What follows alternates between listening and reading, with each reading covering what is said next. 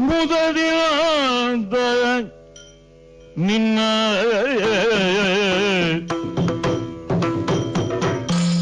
ಕೊಂಡಾಡು ನನವರದ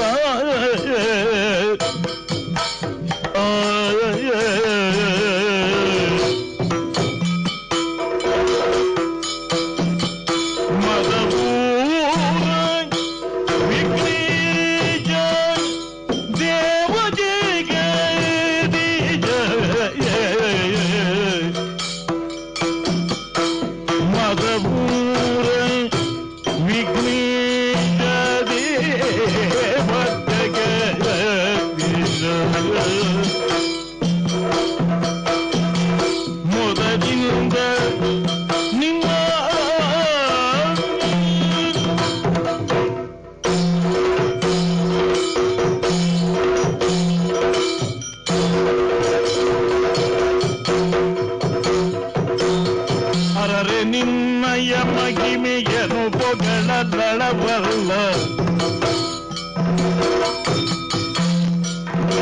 ಧರಣಿಯನ್ನು ಪತಿಯಿಂದ ಮಹಜಿ ಜಗರಿದು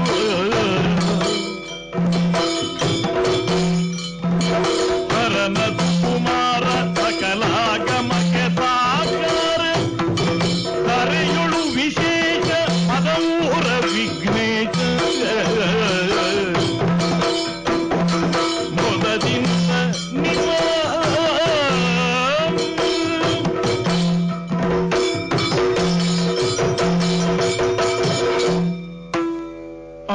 ಅಂಬುರುಹದಳನಿಯೇ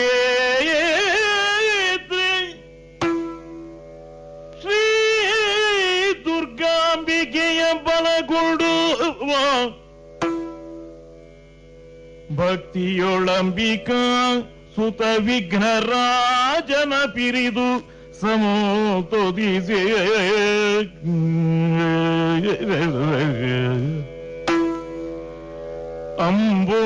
ಅಂಬುನಿಧಿಯಾತ್ಮಜಿಗೆ ಕೈಗೆ ಮುಗಿದು ಅಂಬುಜಾತನವಾಣಿಯರ ಪಾದಾಂಬುಜಗೆ ಮೊಣಮಡುದವರ್ಣಿವೆ ಈ ಕಥಾಮೃತವ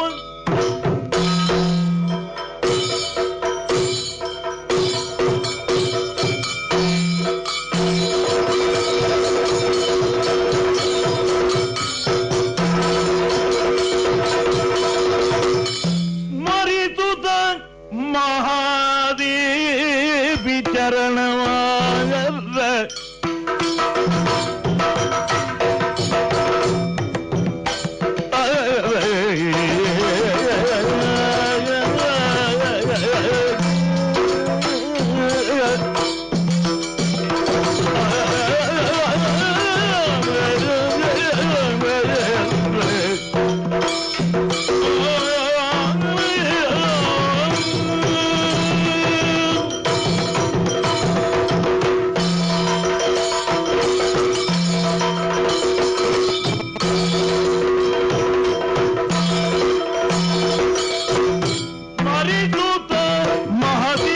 ಮಹಾದೇವಿ ಚರಣವ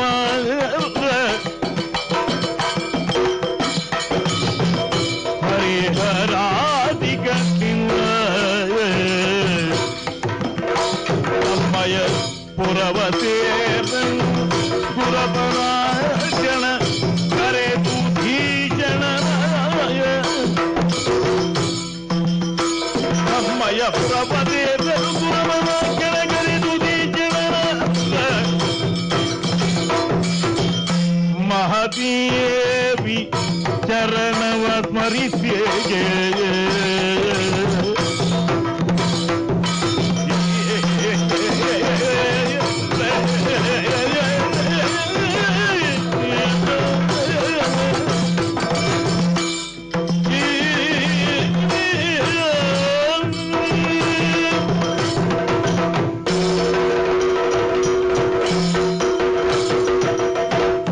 ಸ್ವರ್ಗವಾಸಿಗಳೆಲ್ಲ ನಿತ್ಯ ಸುಖಿಗಳು ಎನ್ನುವುದು ಕೆಲವರ ಅಂಬೋಣವಾದರೂ ನಾವು ಪಡುತ್ತಿರುವಂತಹ ಭವನೆ ಅದು ನಮಗೇ ತಿಳಿದದ್ದು.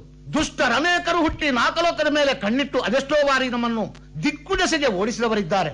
ಅದರಲ್ಲಿ ಅರುಣಾಸುರನೆಂಬಂತಹ ದೈತ್ಯನು ಬ್ರಹ್ಮದೇವನಿಂದ ವರವನ್ನು ಪಡೆದು ವರಬಲ ಗರ್ಭಿತನಾಗಿ ಮಾಡಬಾರದ್ದನ್ನೆಲ್ಲ ಮಾಡುವುದರ ಜೊತೆಗೆ ನಾಕಲೋಕವನ್ನು ಸೇರಿಕೊಂಡ.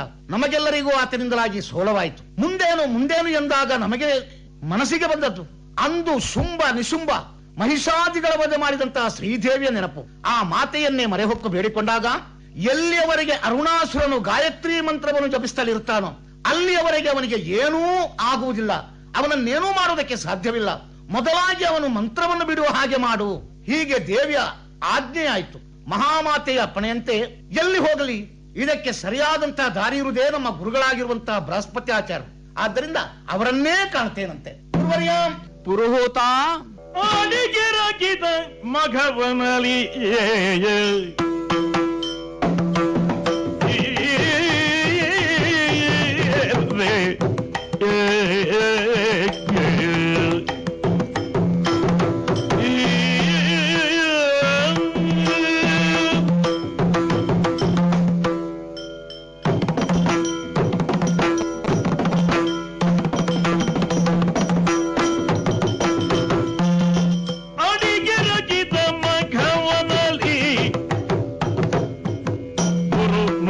ಸಂದೇಹವ ಬಿಡು ಮನದಲ್ಲಿ ನಡೆಯದ ಕಪಟವ ನಡೆಸಿ ದೈತ್ಯನೊಡನೆ ಮಗಿನು ಗಾಯತ್ರಿ ಜಪ ಬಿಡಿಸಿ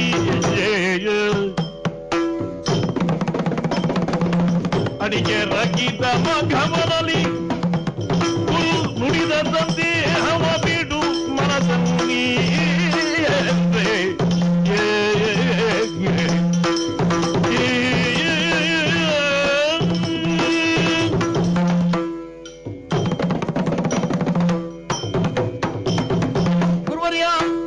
ಮಘವ, ತವ ದಿವ್ಯ ಚರಣಾರವಿಂದಗಳಿಗೆ ನಮೋ ನಮಃ. ಅಡಿಗೆರಗಿದಂತಹ ನಿನ್ನನ್ನು ಕೈಗಳೆರಡರಿಂದಲೂ ತಳ್ಕಿಸಿ ನನ್ನ ಹಸ್ತಗಳನ್ನು ನಿನ್ನ ಶಿರದ ಮೇಲೆ ಇರಿಸಿದ್ದೇನೆ. ಗುರುವಿನ ಪೂರ್ಣ ರಕ್ಷಾಕವಚ ನಿನ್ನ ಮೇಲಿದೆ ಎನ್ನುವುದು ಸ್ಪಷ್ಟವಾಯಿತಷ್ಟೇ ನಿನ್ನ ಮನಸ್ಸಿಗೆ. ಸರಿ, ನಿನ್ನ ಅಂತರಂಗದ ನೋವು ಏನು ಎನ್ನುವುದನ್ನು ತಿಳಿದುಕೊಂಡಿದ್ದೇನೆ. ಸಂದೇಹವು ಪರಿಹರಿಸಲ್ಪಟ್ಟು ಗುರಿ ಗಂತವ್ಯವನ್ನು ಸೇರುವುದಕ್ಕೆ ಮಾರ್ಗದರ್ಶಕನಾದುದರಿಂದಲೇ ನನ್ನನ್ನು ಗುರುವೆಂದು ನೀನು ಒಪ್ಪಿಕೊಂಡಿರುವೆಯಲ್ಲ. ಹೌದು, ನೀನೇನೂ ಯೋಚಿಸಬೇಕಾದದ್ದಿಲ್ಲ. ಗಾಯತಂ ತ್ರಾಯತೆ ಇತಿ ಗಾಯತ್ರಿ. ಗಾನ ಮಾಡುವವನಿಗೆ ಯಾವತ್ತೂ ಆತ್ಮರಕ್ಷಣೆಯನ್ನು ನೀಡುತ್ತದೆ. ಅಂತಹ ಪವಿತ್ರವಾದ ಸವಿತೃ ದೇವತಾತ್ಮಕವಾದಂತಹ ಮಂತ್ರವೊಂದು ಆ ಅರುಣಾಸುರ ಉಚ್ಚರಿಸುತ್ತಿದ್ದಾನೆ. ತನ್ಮೂಲಕವಾಗಿ ತಾನು ಬಲಾಢ್ಯನಾಗುವುದರೊಂದಿಗೆ ಇತರರನ್ನು ಹಿಂಸಿಸುತ್ತಾ ತನ್ನ ಕಾರ್ಯಪ್ರವೃತ್ತಿಯನ್ನು ಬೆಳೆಸಿದ್ದಾನೆ ಎಂದಾದರೆ ಅದು ಸಲ್ಲದು. ಅದನ್ನು ಲೋಕ ಒಪ್ಪಿಕೊಳ್ಳುವುದಕ್ಕೆ ಸಾಧ್ಯವೇ ಇಲ್ಲ. ಮೇಲಾಗಿ 3 ಲೋಕಕ್ಕೂ ಗುರುವೆನಿಸಲ್ಪಟ್ಟಂತಹ ನಾನು ಅದನ್ನು ಸಹಿಸುವುದೂ ಇಲ್ಲ. ಅಪಾತ್ರನು ಮಂತ್ರವನ್ನುಚ್ಚರಿಸುವುದರಿಂದ ಲೋಕಕ್ಕೆ ಅದೆಂತಹ ಕೆಡುಕುಂಟಾಗುತ್ತದೆ ಎನ್ನುವುದಕ್ಕೆ ಈ ಅರುಣಾಸುರನೇ ಸಾಕ್ಷಿಯಾಗಿದ್ದಾನೆ. ನೀನೇನು ಯೋಚಿಸಬೇಡ, ನಿನ್ನ ಮನದ ನೋವನ್ನು ಬಿಡು. ಈ ಕ್ಷಣದಲ್ಲೇ ಏಕವೀರಾದ್ರಿಯನ್ನು ಸೇರಿ ಆ ಅರುಣಾಸುರನಿಂದ ಗಾಯತ್ರಿ ಮಂತ್ರ ಜಪವನ್ನು ಉಚ್ಚರಿಸದಂತೆ ಮಾಡ್ತೇನೆ, ತಡೆಯೊಡ್ಡುತ್ತೇನೆ, ನಿನ್ನ ದುಃಖವನ್ನು ದೂರೀಕರಿಸ್ತೇನೆ, ನಿನ್ನ ಆಶಯವನ್ನು ಈಡೇರಿಸ್ತೇನೆ. ನಿಶ್ಚಿಂತನಾಗಿರು, ನಿಶ್ಚಿಂತನಾಗಿರು. ಯಾರು ನೀನೆಲೆ ವಿಪ್ರಾಗರೆ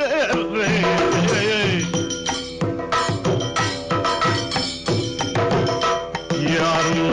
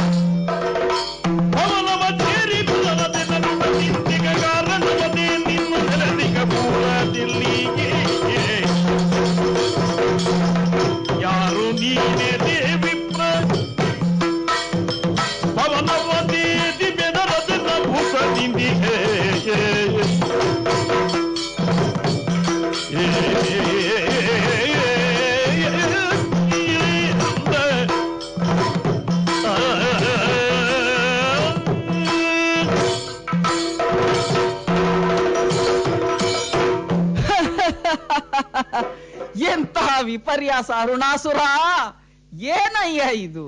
ಯಾರು? ನಾನೊಬ್ಬ ಬ್ರಾಹ್ಮಣ, ಯಾರು? ವಿಪ್ರ. ವೇಷದಿಂದಲೇ ಅರ್ಥ ಮಾಡಿಕೊಂಡೆ. ಹ, ಅಂತರ್ಮುಖಿಯಾಗಿದ್ದೆ. ಹ, ಕರ್ಮೇಂದ್ರಿಯ ಪಂಚಕಗಳು, ಜ್ಞಾನೇಂದ್ರಿಯ ಪಂಚಕಗಳು ಏಕಾದಶದಲ್ಲಿ ಲೀನಗೊಳಿಸಿ, ಹ, ದ್ವಾದಶದಲ್ಲಿ ನೆಲೆಗೊಳಿಸಿ, ಹ, ಶಾರದೆಯಿಂದಲೇ ಉಪದಿಷ್ಟವಾದಂತಹ ಗಾಯತ್ರಿ, ಹ, ಅದನ್ನು ಅನುಸಂಧಾನ ಮಾಡಿ ಹ, ಅಂತರ್ಮುಖಿಯಾಗಿದ್ದೆ ಬದ್ಧಾಸನದಲ್ಲಿ. ಹ. ನನ್ನ ಏಕಾಂತ ಭವನಕ್ಕೆ ಬಂದಿಯಲ್ವೋ ನೀನು? ಹೌದು. ಆದ್ರೂ ಲೋಕಾಂತವಾದಂತಹ ಕೀರ್ತಿ ಹ, ಅರುಣಾಖ್ಯನಿಗೆ ವೀರಾದ್ರಿಯನ್ನು ಕೇಂದ್ರವಾಗಿಸಿ. ಹ. ಸ್ವಾಮಿ, ಓ, ವೇಷ ಅಲ್ಲಲ್ಲ ಇದು. ಆಹಾ. ಅತಿಮಾನುಷರೋ ಹ. ಅಲ್ಲ ಅಮಾನುಷರೋ. ಬ್ರಾಹ್ಮಣರು ವೇಷ ಮಾಡ್ತಾರೋ? ಬ್ರಾಹ್ಮಣರು ವೇಷ ಮಾಡ್ಲಿಕ್ಕೆ ಸುಲಭ ಅಲ್ವೋ? ಸುಲಭ, ಹೌದು. ಅಲ್ಲದೆ ಇದ್ರೆ ನನ್ನ ಅಂತರಂಗ ಭವನವನ್ನು ಪ್ರವೇಶ ಮಾಡ್ಲಿಕ್ಕೆ ಹ, ಮಿಕ್ಕ ಯಾವ ವರ್ಣದವನಿಗೂ ನಿಷೇಧ ಇದೆ ಇಲ್ಲಿ. ಹ. ನಿಷೇಧ ಇದೆ ಇಲ್ಲಿ. ಸತ್ಯ. ನೀ ಬಂದಿ ಹ, ವಿಕಟ ನಗೆ. ಹ್ಮ್, ಒಬ್ಬ ಬ್ರಾಹ್ಮಣನಾದ್ರೆ ಹೀಗೆ ನಗೆ ಆಡ್ತಾನೋ? ಹ್ಮ್. ಅವ ಮಂದಸ್ಮಿತನಾಗಿ ಹ. ಮಂದ ಹಾಸದಿಂದ ನಗಬೇಕು. ಹ. ಗಹ ಗಹಿಸಿ. ಹ, ಹಾಗಾದ್ದರಿಂದ ಪ್ರಶ್ನಿಸ್ತೇನೆ, ಹ. ಇಷ್ಟು ಮರ್ಯಾದೆ ಕೊಟ್ಟದ್ದು ಯಾಕೆ ಗೊತ್ತುಂಟ? ಓ. ಈ ವೇಷಕ್ಕೆ, ಆ, ಬಳಿದ ಭಸ್ಮಕ್ಕೆ. ಹ. ಯಾರು?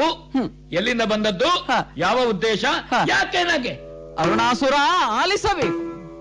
ನಿನ್ನ ನಾಮ ಜಪಿಸೂತಿ ಹರಿನುಗು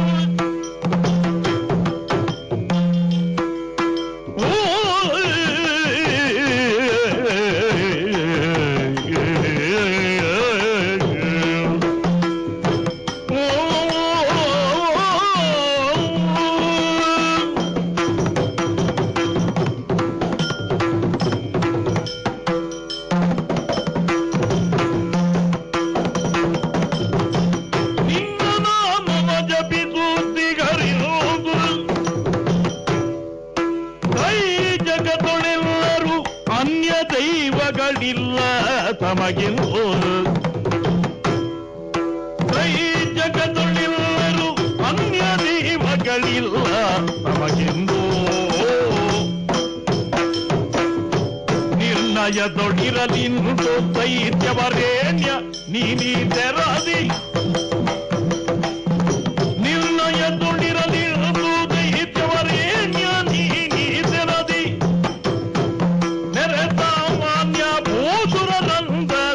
ನಿತ್ಯಾನಿಕ್ಕದಿ ಕಾಲವನ್ನು ಕಳೆವೆ.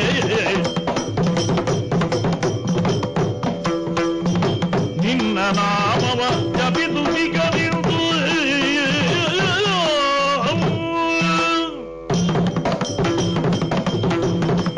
ಅರುಣಾಸುರ, ವಿಪ್ರೋತ್ತಮ, ನನಗೆ ನಗು ಬರುವುದಕ್ಕೆ ಬಲವಾದಂತಹ ಕಾರಣವಿದೆ.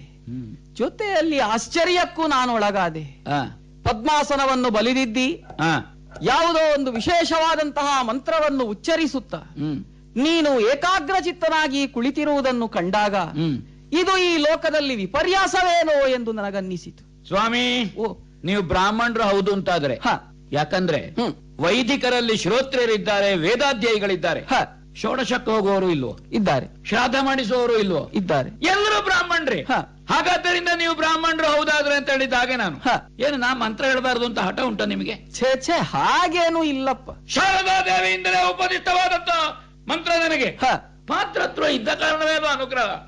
ಹಾಲು ಹಾಕಬೇಕಿದ್ರು ಚಿನ್ನದ ಪಾತ್ರೆಯಾದ್ರೂ ಬೆಳ್ಳಿಯ ಪಾತ್ರೆಯಾದ್ರೂ ಒಬ್ಬಕ್ಕೆ ತೊಳೆಯದೇ ಹಾಲು ಹಾಕ್ತಾಳು ಇಲ್ಲ. ಇದು ಬ್ರಹ್ಮನಿಂದ ತೊಳೆಯಲ್ಪಟ್ಟ ಪಾತ್ರೆ. ಶಾರದೆಯಿಂದ ಜ್ಞಾನದವನ್ನು ನಿಕ್ಷೇಪಗೊಳಿಸಲ್ಪಟ್ಟಂತಹ ಪಾತ್ರೆ.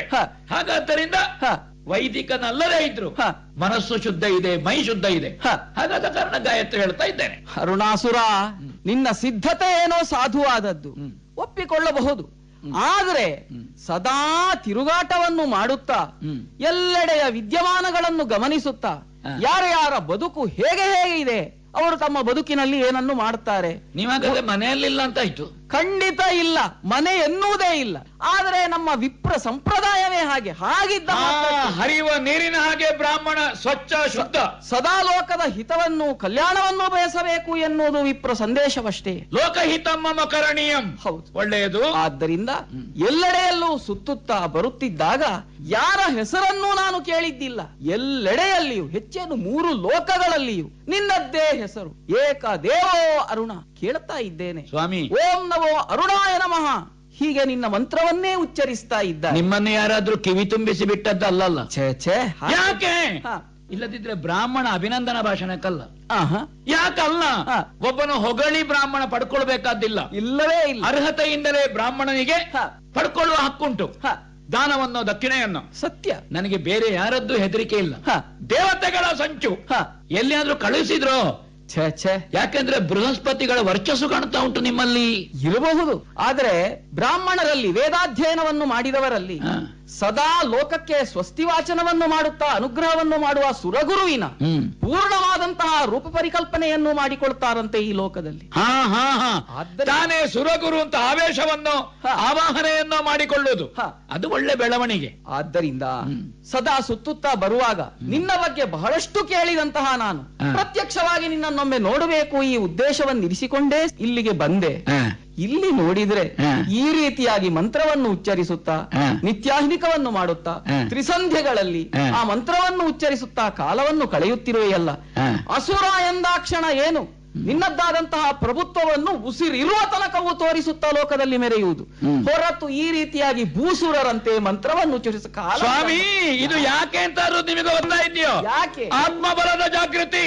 ಓಹೋ, ಆತ್ಮಬಲವನ್ನು ಹೆಚ್ಚಿಸುವ ಬಗೆಗೆ ಉತ್ತಮೋತ್ತಮ ವಿನಿತಿರುವ ಗಾಯತ್ರಿ ಮಂತ್ರವ ಜಪಿಸುತ್ತಿದ್ದರೆ ವೃದ್ಧೆಯಳು ಕುಂತುವದಿ ಇಲ್ಲಯ ಕೀರ್ತಿ ಬೇಡಿದ ಧಾತ್ರಿಯ ಮರದಿ ಆತ್ಮಬಲವನ್ನು ಹೆಚ್ಚಿಸುವ ಬಗೆಗೆ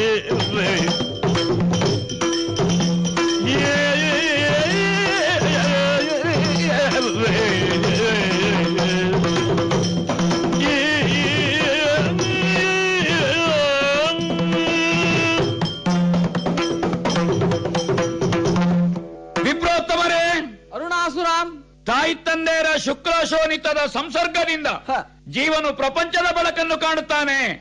ಅಸ್ತಿ, ಜಾಯತೆ, ವರ್ಧತೆ, ಪರಿಣತಮತೆ ಇತ್ಯಾದಿ ಇತ್ಯಾದಿ. ಅದು ದೇಹದ ಬೆಳವಣಿಗೆ. ಹಾಗಾದ್ರೆ ಯಾವುದು ಪರಿಣತಮತೆ? ಆತ್ಮೋನ್ನತಿ, ಆತ್ಮ ಸಂಸ್ಕಾರ.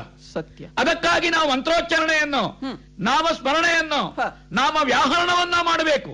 ಪರಮಾತ್ಮನಲ್ಲಿ ಆತ್ಮನ ಅನುಸಂಧಾನ, ಅನ್ಯತಾ ಬೇರೆ ಮಾರ್ಗ ಇಲ್ಲ.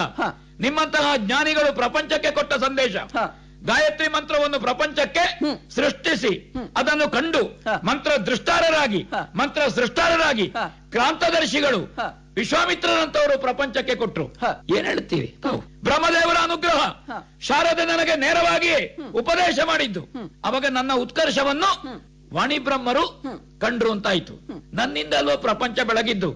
ಪ್ರಪಂಚ ನನ್ನಿಂದ ಬೆಳಗಿದೆ ಅಂತ ತಾನು ಸುಮ್ಮನೆ ಕೂತ್ಕೊಳ್ಳಿಕ್ಕೆ ಆಗ್ತದೋ? ದೀಪದ ಅಡಿ ಕತ್ತಲೆ ಇದ್ದ ಹಾಗೆ ನಮ್ಮ ಜ್ಞಾನವನ್ನು ವೃದ್ಧಿಸಿಕೊಂಡ್ರೆ, ಆತ್ಮೋನ್ನತಿಯನ್ನು ಜಾಗೃತಿ ಮಾಡಿಸಿಕೊಂಡ್ರೆ ನಮ್ಮಲ್ಲಿ ಸದಾ ಬೆಳಕು ಹೊರಮುಖವಾಗಿಯೂ ಇರ್ತದೆ, ಬೆಳಕು ಒಳಮುಖವಾಗಿಯೂ ಇರ್ತದೆ. ಸೂರ್ಯನ ಬುಡದಲ್ಲಿ ಕತ್ತಲೆ ಉಂಟಾ? ಇಲ್ಲ. ದೀಪದ ಬುಡದಲ್ಲಿ ಕತ್ತಲೆ ಉಂಟು. ಸದ್ಯ ಮಾರ್ತಾಂಡ ಸದೃಶನಾಗಿ ತನ್ನಲ್ಲಿಯೂ ಒಳಗೂ ಹೊರಗು ಬೆಳಕು ಬೇಕು ಎನ್ನುವುದಕ್ಕೆ ಬೇಕಾಗಿ, ಲೋಕಕ್ಕೆ ಬೆಳಕು ಕೊಡಬೇಕು ಎನ್ನುವುದಕ್ಕೆ ಬೇಕಾಗಿ ಬೆಲ್ಲವನ್ನು ಎಲ್ಲಿ ಕಚ್ಚಿದ್ರೂ ಸಿಹಿ, ಕಬ್ಬನ್ನು ಎಲ್ಲಿ ಮುರಿದ್ರೂ ಸಿಹಿ ಎಂಬ ನ್ಯಾಯೇಣ ಮಧುವಿನಂತೆ ಇರಬೇಕು, ಮಧುರವಾಗಿರಬೇಕು ಎನ್ನುವುದಕ್ಕೆ ಬೇಕಾಗಿ ತಪಸ್ಸು. ಏನು ಬಾಕಿದ್ದವರು ಮಾಡಬಾರದು ಅಂತ ಉಂಟಾ? ಯಾರು ಮಾಡಬಹುದು, ಆದ್ರೆ ನೀನು ಮಾಡುವುದು ಎಷ್ಟು ಸಮಂಜಸ ಅಂತ. ಅದು ಯಾಕೆ? ಮನವನು ಮನದಿ ಯೋಜಿಸಲು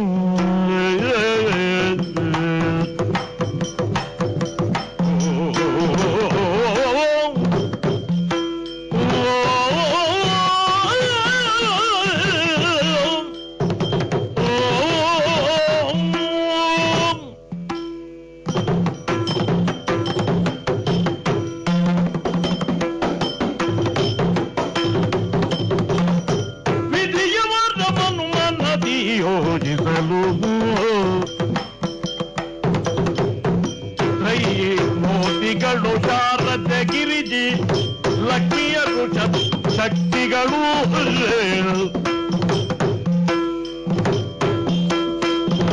ಬೆದರುವರು ನಿನ್ನಿದಿರು ನಿಲುವರೆ ಅಧಿಕ ನೀ ಸಕಲರುಳು ನೀರಿ ಬೆದರುವರು ನಿನ್ನಿದಿರು ನಿಲುವರೆ ಅಧಿಕ ನೀ ಸಕಲರುಳು ನೀರಿ ಮೊದಲ ದೈವ ನಿನಿಸದೆ ಎಸದೆ ಬಲು ದೈವವ ಮೊದಲ ಮೊದಲು ದೈವ ನೆನೆಯುತ್ತಿರುವೆ ಮೊದಲ ದೈವವೇ ಎನಿದರೆ ಹೇತದೆ ಮೊದಲು ದೈವ ನೆನೆಯುತ್ತಿರುವೆ ವಿಧಿಯ ವರವನು ಮನದಿ ಯೋಚಿಸಲು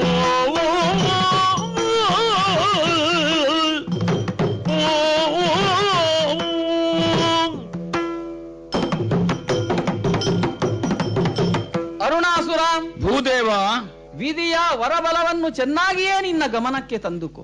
ಸರಿ.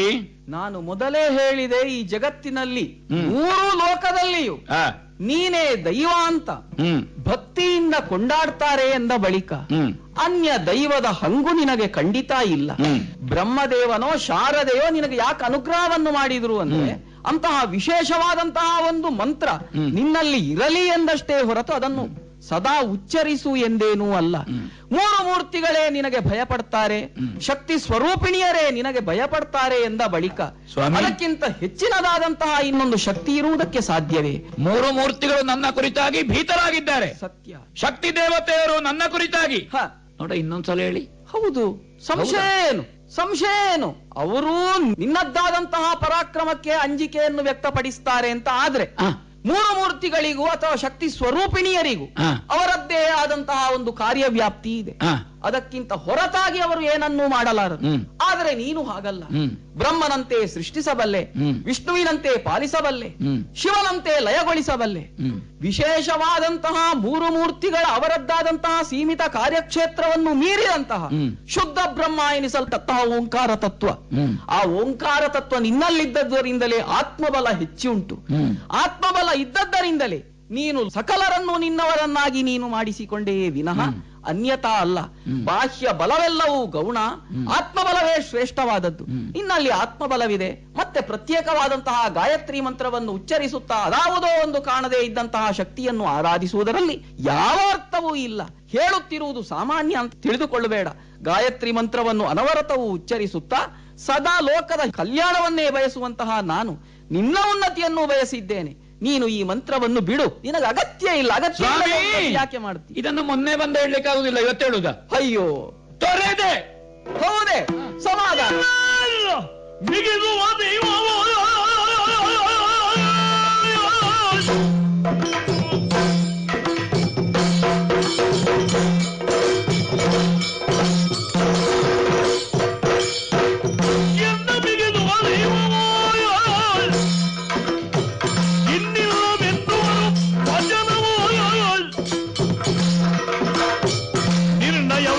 ಬಿಟ್ಟೇನು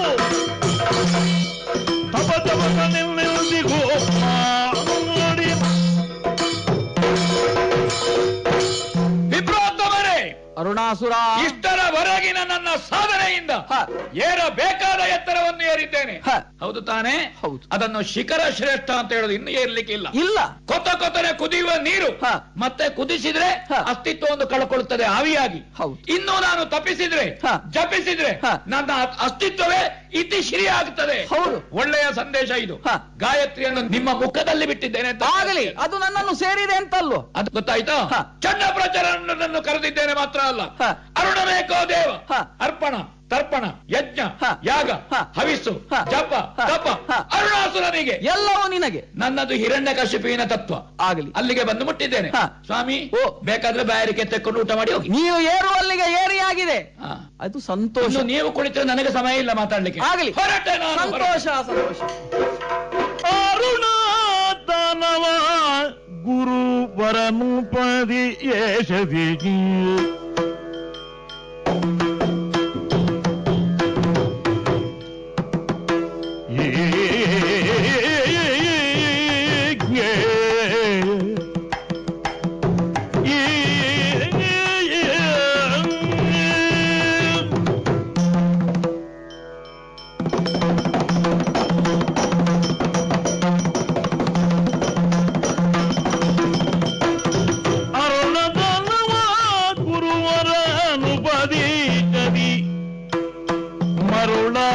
ಗಾಯತ್ರಿ ವರ ಮಂತ್ರ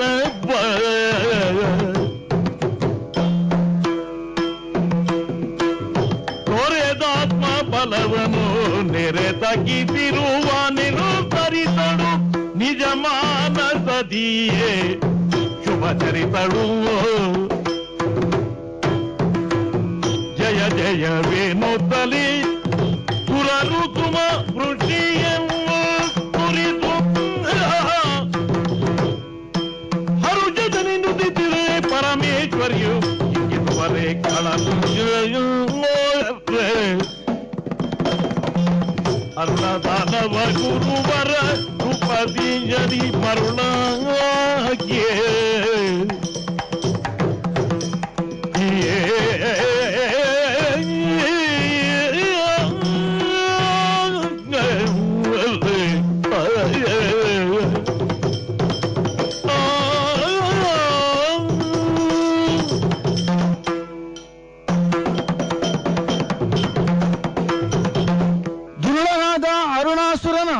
ಮರುಳಾಟಗಳು ಅಧಿಕವಾದಾಗ ದೇವತೆಗಳು ಬಳಲಿದರು.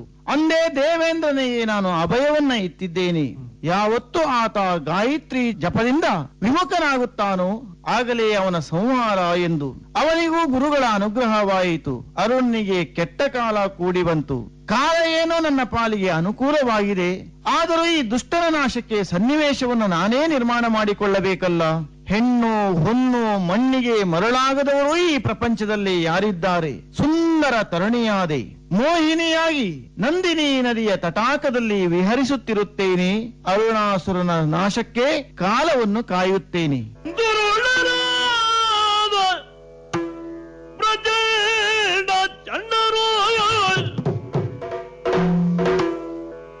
ತೆರಳಿ ಬೇಟೆಯ ನಾಡಿ ದಣಿವನು ಪರಿಹರಿತ ನಂದಿನಿ ತೀರದಲ್ಲಿ ವಿಗರಿಸುತ್ತ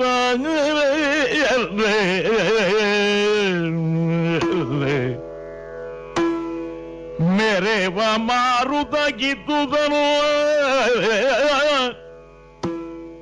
ಇರಲು ಕೇಳಿದ ಸಮಯದಲ್ಲಿ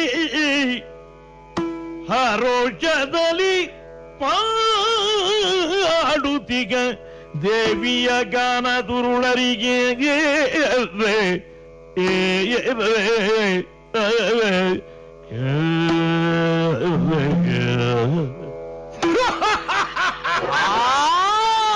ಇಳಿದಿದ ಸಹೋದರ ಪ್ರಚಂಡ ಚಂಡ ಏಕವೀರಾದ್ರಿಯ ವೀರ ವೀರಾದಿ ವೀರ ಆ ಅರುಣಾಸುರನ ಆತ್ಮೀಯರೂ ಹೌದು, ನಾವು ಅಮಾತ್ಯರೂ ಹೌದು. ಅವನದ್ದಾದಂತಹ ಆಳ್ವಿಕೆಯಲ್ಲಿ ನಾವು ಸಂತೃಪ್ತ ಮಾನಸರಾಗಿದ್ದೇವೆ. ಒಂದು ಕಾಲದಲ್ಲಿ ಆ ದೇವಿಯಿಂದಲಾಗಿ ದಿಕ್ಕು ಕೆಟ್ಟು ಕಾಡು ಮೇಡುಗಳಲ್ಲಿ ಅಲೆದಾಡಿದ್ರೆ ನೆಲೆ ಇಲ್ಲದೆ ಬದುಕಬೇಕಾಯ್ತಳೆಂಬ ಚಿಂತೆಯಲ್ಲಿದ್ದಾಗ ನಮಗೆ ಆಸರೆಯಾಗಿ ಸಿಕ್ಕಿದವನೇ ಅರುಣಾಸುರ. ಹಿನ್ನೆಲೆಯನ್ನು ಕಳಕೊಂಡು ಮುನ್ನೆಲೆಯಲ್ಲಿ ಎಂದು ಅರಸುತ್ತಿದ್ದಾಗ ಅವನು ದೊರಕಿದಾಗ ಅದಕ್ಕಾಗಿ ಏಕವೀರಾದ್ರಿಪುರವನ್ನು ನಿರ್ಮಿಸಿ ನಮ್ಮ ಬದುಕು ಪರಿಪೂರ್ಣವಾಯ್ತಲ್ಲ. ಎಲ್ಲೆಲ್ಲ ಇದ್ದ ಸುರರೆಲ್ಲರೂ ಒಂದಾಗಿ ನಾಲ್ಕಲೋಕವನ್ನು ಸೇರಿ ಇಂದ್ರಾದಿ ದೇವತೆಗಳನ್ನು ದೆಸೆಗಳಿಸಿದೆವು. ಎಲ್ಲಿ ನೋಡಿದರಲ್ಲಿ ಅರುಣಾಯ ಸ್ವಾಹ, ಅರುಣಾಯ ಇದನ್ನು ನಮಃ. ಮನಸ್ಸಿಗೆ ಬಹಳ ಸಂತೋಷ. ಹಸಿವೆಯನ್ನು ನಿವಾರಿಸುವುದಕ್ಕಾಗಿ ಬೇಟೆಗಾಗಿ ಬಂದೆವು. ಮನ ಬಂದಂತೆ ಬೇಟೆಯಾಡಿ ಆಯ್ತು. ಮೃಗಗಳನ್ನು ಕೊಂದು ಅವುಗಳದ್ದಾದಂತಹ ಮಾಂಸವನ್ನು ಮೆದ್ದೆವು, ಕುಡಿದೆವು. ಈಗ ಯಾಕೋ ದೇಹಕ್ಕಾದ ಆಯಾಸವನ್ನು ಪರಿಹರಿಸುವುದಕ್ಕೆ ತಂಗಾಳಿಗೆ ಈ ಮೈಯನ್ನೊಡ್ಡಬೇಕೆನ್ನುವುದಕ್ಕಾಗಿ ನಂದಿನಿ ನದಿ ತೀರಕ್ಕೆ ಬಂದಿದ್ದೇವೆ. ಏನದು ಏನೋ ಕೇಳ್ತಾ ಇದೆಯಲ್ಲ. ಮಂದ ಮಂದವಾಗಿ ನಂದಿನಿ ಹರಿಯುತ್ತಿದ್ದಾಳೆ. ಕೇಳಿಸುತ್ತಿರುವುದೇನು ಗಮನಿಸೋಣ. ಯಾವುದೋ ಇಂಪಾದ ಗಾಯನವು ನಮ್ಮ ಕರುಣಪಟಲಕ್ಕೆ ಬಡಿತಲಿದೆಯಲ್ಲ. ಎಲ್ಲಿಂದ ನೋಡೋಣ. ಎಲ್ಲಿ ನೋಡಿದೆಯಾ? ಮದ ಗಮನದ ಸೊಬಗಿನಾಗಿ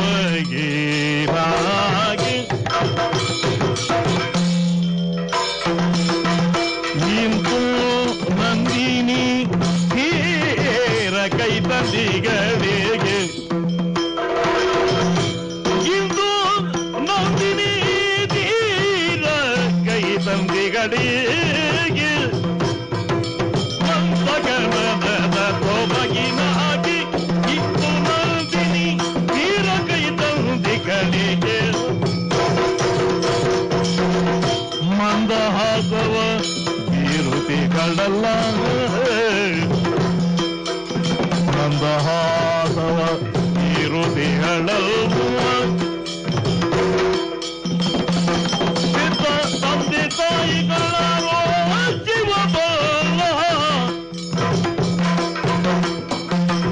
ಅಂತಹದವ ಬಿರುದಿಗಳೆಲ್ಲ ಪೆತ್ತ ತಂದೆ ತಾಯಿಗಳಾರೋ ಶಿವಬಲ್ಲ ನಂದಗಮನದ ಕೊರಗಿನಾಗಿ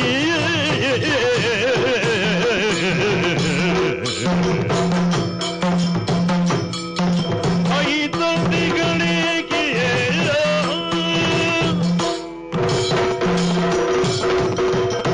ಸಹೋದರ ನೋಡಿದೆ ಆ ಕಡೆಗೆ. ಹೌದು, ನದಿ ತೀರದಲ್ಲಿ ಹೆಣ್ಣೊಬ್ಬಳು ತನ್ನ ಹಾವ ಭಾವ ಒಣಪು ವಯ್ಯಾರಾದಿಗಳನ್ನು ಬೀರುತ್ತಾ ಈ ಕಡೆಯಿಂದ ಆ ಕಡೆಗೆ ಚಲಿಸುತ್ತಲಿದ್ದಾಳೆ. ಮನಕ್ಕೆ ತೋಚಿದಂತೆ ಹಾಡುತ್ತಲಿದ್ದಾಳೆ, ಕುಣಿಯುತ್ತಲಿದ್ದಾಳೆ. ನೋಡ ಅವಳ ಸೊಬಗನ್ನೊಮ್ಮೆ. ಈ ನಂದಿನಿ ತೀರದಲ್ಲಿ ಮನ್ನಹಾಸವನ್ನು ಬೀರುತ್ತಾ ನಮ್ಮೆಡೆಗೆ ಲಕ್ಷ್ಯವನ್ನು ಹರಿಸಿದಂತಿದೆ ಎಲ್ಲ ಆಕೆ. ಬಾಗಿ ಬಂದಿಗೆ ಬೈತಲೆಯ ನಿತ್ತಿಗಳು, ಅಂಗಾಂಗಕ್ಕೆ ಒಪ್ಪುವಂತ ವಸನಾಭರಣಗಳ ಧರಿಸಿಗಳು, ತರುಣಿ ಮನೋಜನ ಕರಣಿ ಪುಷ್ಕರಣಿಮಿಗೆ. ಹೌದು, ಅಲ್ಲ ಈ ಹೆಣ್ಣು ಯಾರಾಗಿರ್ಬಹುದು? ನಾವು ನಮ್ಮ ಒಡೆಯನ ಅಧಿಪತ್ಯದಲ್ಲಿರುವಂತಹ ಸಕಲ ಲೋಕಗಳಲ್ಲಿಯೂ ಕೂಡ ಅದೆಷ್ಟೋ ತರುಣಿಯರನ್ನು ಕಂಡಿದ್ದೇವೆ. ಯಾವ ಹೆಣ್ಣಿಗೂ ಇವಳದ್ದಾದಂತಹ ರೂಪ ಸೌಂದರ್ಯವನ್ನು ನಾವು ಗುರುತಿಸಿದವರೇ ಅಲ್ಲ. ನಾಕದ ಸತಿಯರನ್ನು ಮಡುವಿಗೆ ನೂಕಬೇಕು. ಹೌದು, ಅವರ ರೂಪವನ್ನು ಧಿಕ್ಕರಿಸುವಂತ ರೂಪ ಯಾರು ಇವಳಾಗಿರಬಹುದು? ಇವಳು ಆಗಸದಿಂದ ಇಲ್ಲಿಗೆ ಬಿದ್ದಳೆ, ಅಲ್ಲ ಭೂಮಿ ಅಡೆದ ಮೇಲೆ ಎದ್ದಳೆ. ಅಂತೂ ನಮ್ಮ ಮನವನ್ನು ಇವಳ ಆಕರ್ಷಿಸಿದಳು ಅಂತಾಯ್ತು. ಯಾರು ತಂದೆ ತಾಯಿ ಆ ಪುಣ್ಯ ಗರ್ಭೇಳು ಯಾರು? ನಮಗ ಅಗತ್ಯ ಇಲ್ಲ. ಇಂದ್ರಿಯಗಳು ಸೌಂದರ್ಯವನ್ನೇ ಅಪೇಕ್ಷಿಸ್ತವೆ, ಸುಖವನ್ನೇ ಬಯಸುತ್ತವೆ. ನಮ್ಮ ಕಣ್ಣುಗಳು ಒಳ್ಳೆಯದನ್ನೇ ಕಾಣಬೇಕು ಅಂತ ಮುಂದುವರಿಯುತ್ತಾ ನಾವು ಬಂದರೆ ಕಂಡುವುದೇನು? ಒಬ್ಬಾಕೆ ಚೆಲುವೆಯನ್ನು, ಈ ಚೆಲುವೆಯ ಕುರಿತಾಗಿ ತಿಳಿದುಕೊಳ್ಳಬೇಕು ಅಂತ ಹಂಬಲ ಇದೆ. ಆದ್ರೆ ನಾವಾಗಿಯೇ ಹೋಗಿ ಮಾತನಾಡಿಸುವುದಲ್ಲ. ಈ ವಿಷಯವನ್ನು ನಮ್ಮಡೇನಾದಂತ ಅರುಣಾಸುರನಿಗೆ ಹೇಳಿ ಅವನ ಆಜ್ಞೆಯನ್ನು ಸಿಗ್ತದೆ. ಅವನ ಒಪ್ಪಿಗೆಯ ಮೇಲೆ ಮತ್ತೆ ನಮ್ಮ ವ್ಯವಹಾರ. ಏನಿದ್ರು ನಮಗೆ ಅವನು ಮುಖ್ಯ. ಆದ್ದರಿಂದ ಸಾಗೋಣರ ಮನೆಗೆ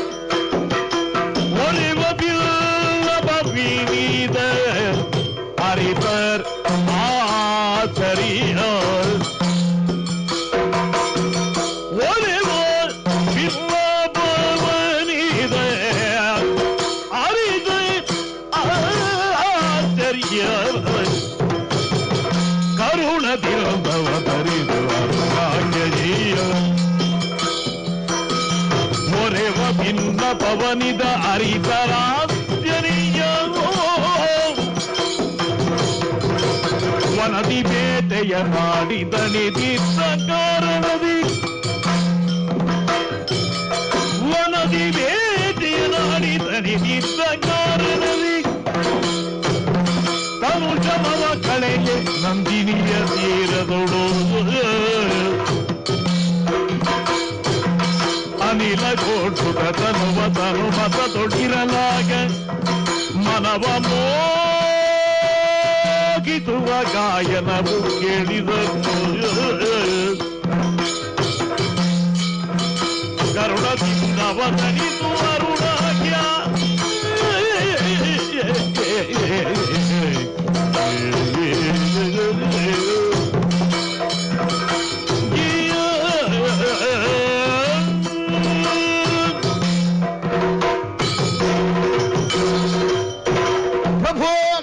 ಚಂಡಪ್ರಚಂಡರು ದಿವ್ಯ ಚರಣಾರವಿಂದಗಳಿಗೆ ನಮೋ ನಮಃ. ವಂದಿಸಿಕೊಂಡಿದ್ದೇವೆ. ಒಳ್ಳೆಯದಾಗಲಿ. ನಿಮ್ಮ ವಿಚಾರವಾಗಿ ಎಲ್ಲಿ ಏನು ಕೇಳಿ ಬರುತ್ತದೆ ಇದನ್ನು ಕಾಣುವುದಕ್ಕಾಗಿ ದೇಶ ದೇಶಗಳನ್ನು ಸುತ್ತಿದೆವು. ಎಲ್ಲಿ ನೋಡಿದಲ್ಲಿ ನಿಮ್ಮ ವಿಜಯ ವಾರ್ತೆಯ ಕೇಳಿ ಬಂತು. ಮನಸ್ಸಿಗೆ ಮಹಾದಾನಂದವಾಯ್ತು. ಅದು ಕೇಳಲಿ.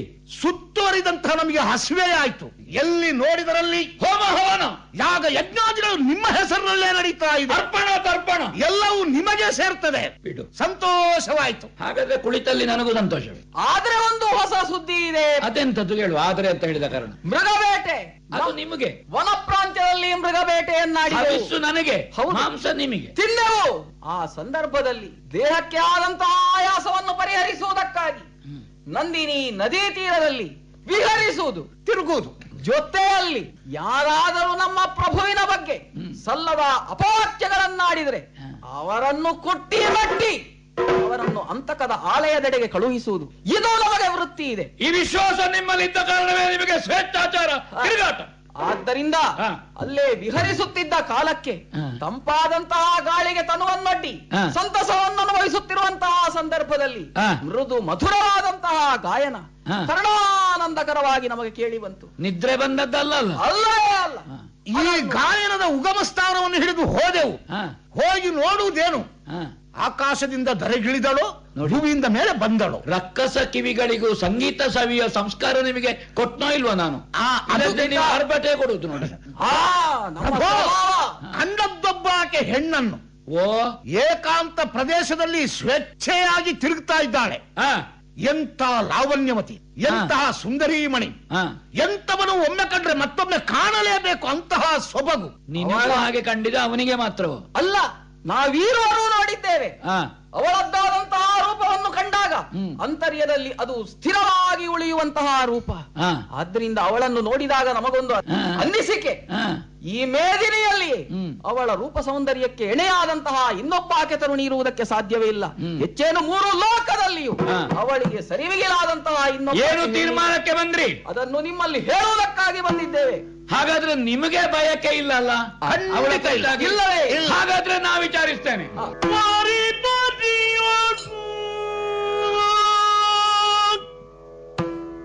ಕಾಳರು ಪರಮೇಶ್ವರಿಯ ವರ್ಣಿಸಲಾಗ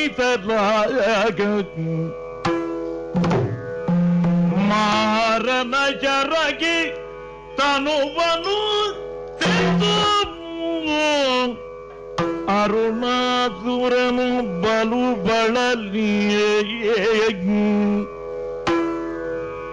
ಹರಿಣ ನೇಯೇತ್ರಯ ಪೋಗಿ ನಾನೇ ಕರೆದುಕೊಂಡೈತಹೆನೆನು ದಲಿಯೇ ಹೊರಟು ಬಂದ ದೇವಿಯನ್ನು ನುಡಿಸಿದನು ವಿನಯದಲ್ಲಿ.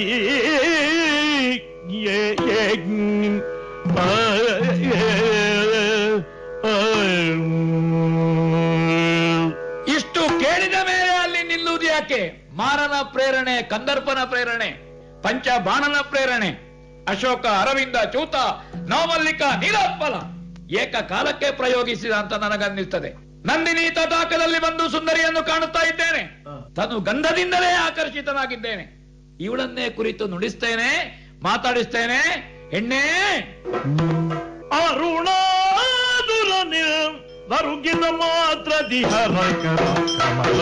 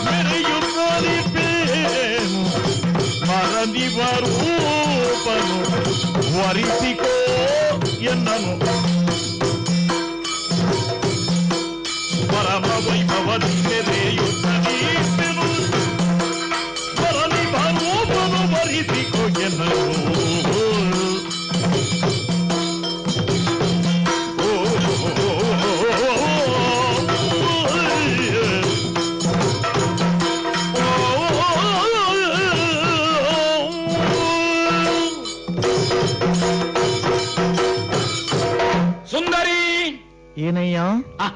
ಇದು ಇದು ಪ್ರೇರಣೆ. ನಡೆಯಲ್ಲಿ ಮಾಂದ್ಯ, ಕಟಿಯಲ್ಲಿ ಕಾರ್ಶ್ಯ, ಎದೆಯಲ್ಲಿ ಕಾಠಿಣ್ಯ, ಮುಂಗುರುಳಲ್ಲಿ ಕೌಟಿಲ್ಯ, ಕಣ್ಣಂಚಿನಲ್ಲಿ ಚಾಂಚಿಲ್ಯ. ಒಬ್ಬಾಕೆ ಹೆಣ್ಣಿಗೆ ಎಷ್ಟು ಬೇಕೋ ಅಷ್ಟು ನಿನ್ನಲ್ಲಿ ನಾ ಕಂಡಿದ್ದೇನೆ. ಸುತ್ತು ಬಳಸಿ ಮಾತನಾಡುವ ಅಭ್ಯಾಸವೇ ನನಗಿಲ್ಲ. ನೋಡಿದ್ರೆ ಇಂತಹ ಸಂದರ್ಭದಲ್ಲಿ ಹೊತ್ತು ತೆಗಿಲೂಬಾರದು. ಎಷ್ಟು ಹೊತ್ತನ್ನು ವಿನಿಯೋಗಿಸಬೇಕು ಒಬ್ಬ ಬಯಕೆ ಉಳ್ಳವ ಅಂತ ಅರ್ಥ. ನಾವು ಉದ್ದ ಮಾತಾಡಿದ್ರೆ ನನಗೇ ನಷ್ಟ, ನಿನಗಲ್ಲ. ಸುಂದರಿ, ಏಕವೀರಾದ್ರಿಯ ದಾನವ ಸಮ್ರಾಟ ಅರುಣ ದೈತ್ಯನಿದ್ದೇನೆ. ನಿನ್ನ ಜೊತೆಗೆ ಸಂಸಾರ ಮಾಡಬೇಕು ಅಂತ ಇದ್ದೇನೆ. ದೇವರ ಅನುಗ್ರಹ ಮಾಡಿದ್ರೆ ದೇವರು ನಾನೇ ಸದ್ಯ. ಅದಕ್ಕೆ ಬೇಕಾಗಿ ನೀನು ಹೂ ಹೇಳಿದ್ರೆ ಸಾಕು, ತಯಾರಿ ಮಾಡ್ಲಿಕ್ಕೆ ಏನಿಲ್ಲ. ಮಾಂಗಲ್ಯ ಸುತ್ತ ತಯಾರುಂಟು. ಅದಕ್ಕಾಗಿ ನಿನ್ನ ಹೆಸರು ಕೇಳಿ ಆಕರ್ಷಿತನಾಗಿದ್ದೇನೆ. ಬಂದ ಮೇಲೆ ಒಂದು ರೀತಿಯ ಭ್ರಾಂತು. ಹುಚ್ಚು ಬಿಡದೆ ಮದುವೆ ಆಗುವುದಿಲ್ಲ, ಮದುವೆಯಾಗದೆ ಹುಚ್ಚು ಬಿಡುವುದಿಲ್ಲ. ಹೇಗೆ? ಮಾಂಗಲ್ಯವನ್ನು ಹಿಡಿದುಕೊಂಡೇ ತಿರುಗಾಟ ಮಾಡ್ತಾ ಇದ್ದೀಯಾ? ಅರುಣಾಸುರನೇ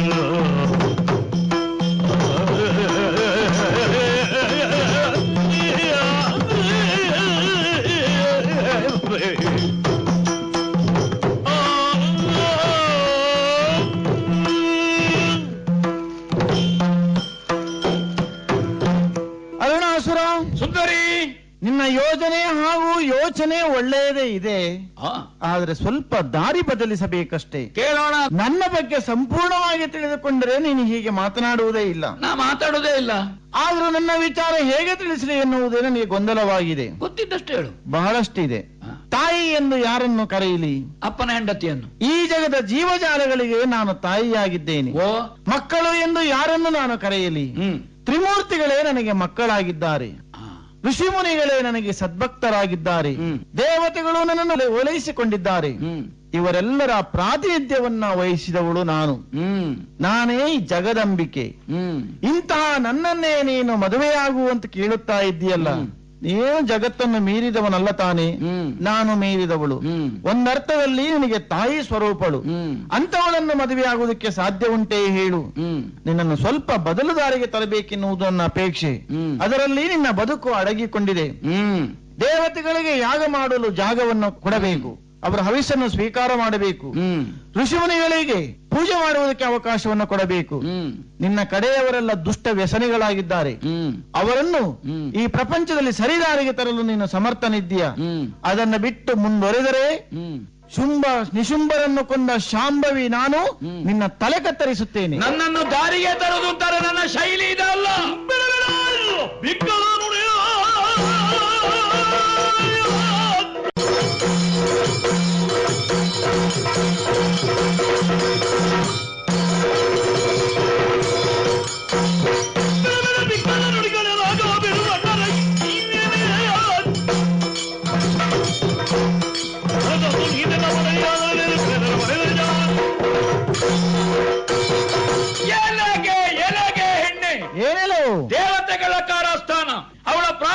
ಮನೆಗೆ ನನ್ನನ್ನು ಹುಚ್ಚು ಕಟ್ಟಿಸುವುದಕ್ಕೆ ಮೋಹಿನಿಯಾಗಿ ಬಂದಿದ್ದಿ. ಹಾಗಾದ್ರೆ ನಿಜವಾದಂತ ಅರುಣ ದೈತ್ಯನ ಕ್ರೌರ್ಯ ಏನು ಅಂತ ತೋರಿಸ್ತೇನೆ. ಆಯುಧ ಎತ್ತಿ ಹಿಡಿದಿದ್ದೇನೆ, ಯುದ್ಧಕ್ಕೆ ಬದ್ಧನಾಗಿದ್ದೇನೆ. ನೋಡು, ಸಿದ್ಧ ಆಗು.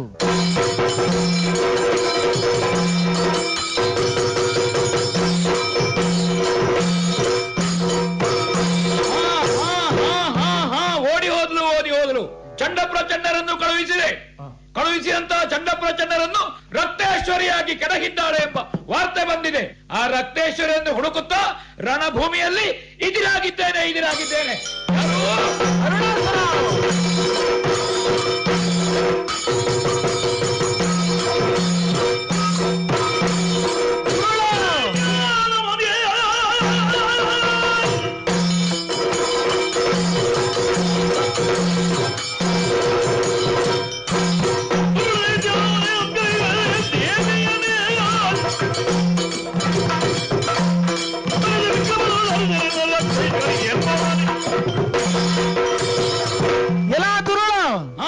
ಆಗ ಮೋಹಿನಿ, ಈಗ ರಕ್ತೇಶ್ವರಿ, ಧೂಮ್ರಾಕ್ಷನ ಕೊಂದ ಧೂಮಾವತಿ, ಚಂಡಮುಂಡನ ಕೊಂದ ಚಂಡಿಕೆ, ರಕ್ತಬೀಜನ ಕೊಂದ ರಕ್ತೇಶ್ವರಿ, ನಾನು ಅನಂತ ಸ್ವರೂಪಿಣಿ, ನಿನ್ನ ಒಳಗೆ ಪರಮೇಶ್ವರಿಯಾಗಿ ಬಂದಿದ್ದೇನೆ. ಅನಂತ ಅವತಾರ ಒಂದು ತೋರಿಸ್ತೇನೆ.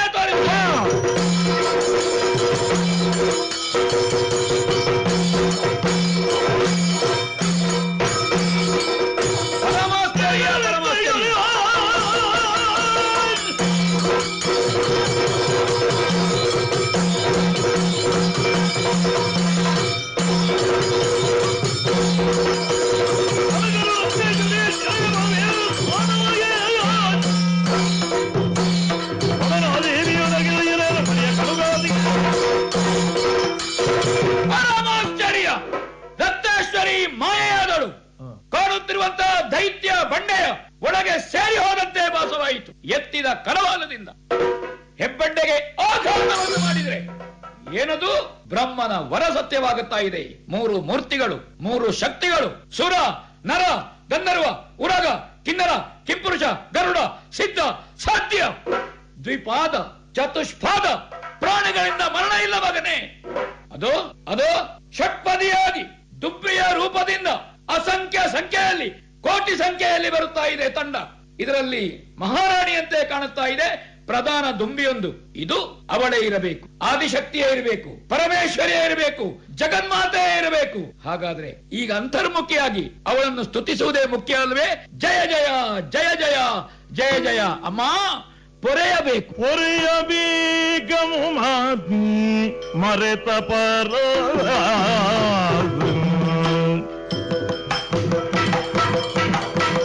ಮರೆಗೊಂಡ ಚರಣಾಂಬೂಜವನು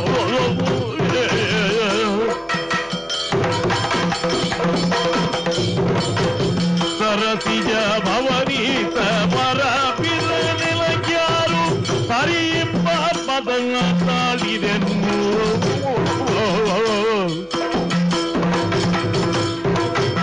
ಪೊರೆಯಬೇಕಮ್ಮ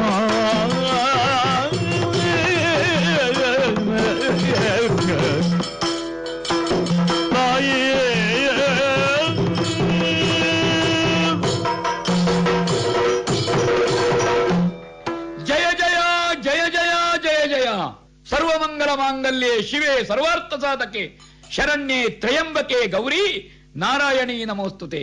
ಅಮ್ಮ, ಜಗದಂಬಿಕೆ ನೀನು ನನಗರ್ಥವಾಯಿತು. ಅಜ್ಞಾನದ ಅಂಧಕಾರದ ಪೊರೆ ಸರಿದು ಹೋಯಿತು. ಸುಜ್ಞಾನದ ವೇದಿಕೆಗೆ ಇದು ಉದ್ಘಾಟನೆಗೊಳ್ಳುತ್ತಾ ಇದ್ದೇನೆ. ಅಥವಾ ನೀನು ಅನಾವರಣಗೊಳಿಸಿದಿ ತಾಯಿ. ಅನ್ಯತಾ ಶರಣಂ ನಾಸ್ತಿ, ತ್ವಮೇವ ಶರಣಮಮ. ಮತ್ತೆ ಹುಟ್ಟಬೇಕು ಅಂತ ಇಲ್ಲ, ಮೋಕ್ಷವನ್ನು ಕರುಣಿಸು. ಈ ಮರಣ ನನಗೆ ಮಹಾನವಮಿ. ಜಯ ಜಯ ಜಯ ಜಯ ಜಯ ಜಯ. ಬೆದರದಿರು ಅರುಣಬಿಯೇ ಗಾಯತ್ರಿ ಜಪಸು ಎನ್ನ ಮೆಚ್ಚಿಸಿದವನು ಮುದದಿ ಸಾಯುಜ್ಯ ಸಂಪದವೀ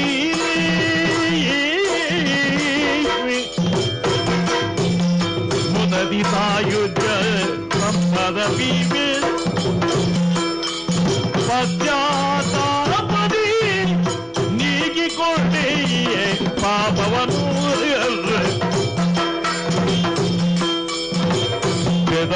ಇರರುಣ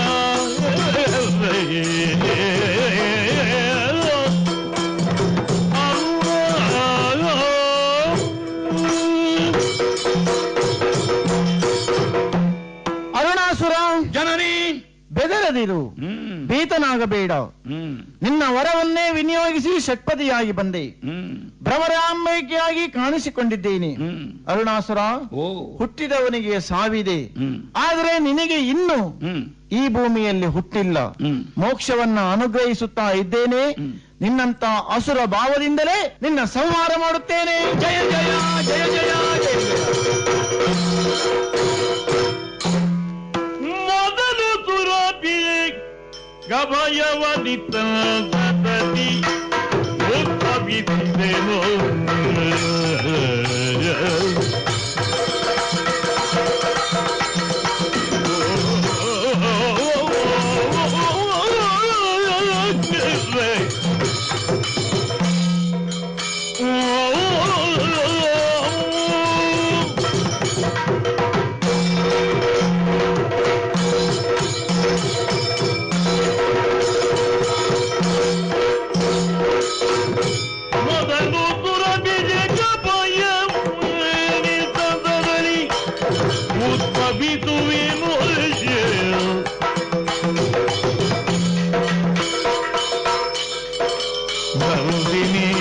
ನದಿಯ ಕಟಿಯಲಿ ಲಿಂಗ ರೂಪದಿ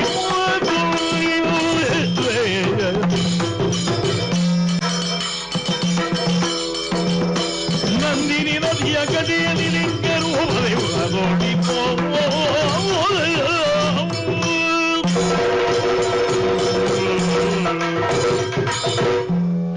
ದೇವತೆಗಳ ಪ್ರಾರ್ಥನೆಗೆ ಪ್ರಸನ್ನಳಾದೆ, ಶಾಂತರೂಪಿಣಿಯಾದೆ.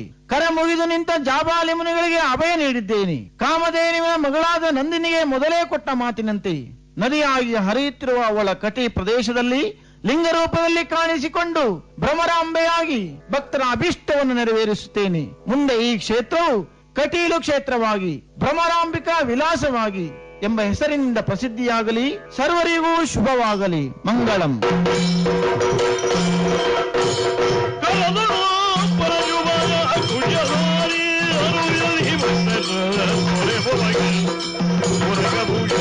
ಕುಮಾರ ಗಜಪದನ ಚರಣ ಕಮಲ ಕೈಗಾರ ಮಂಗಲೋ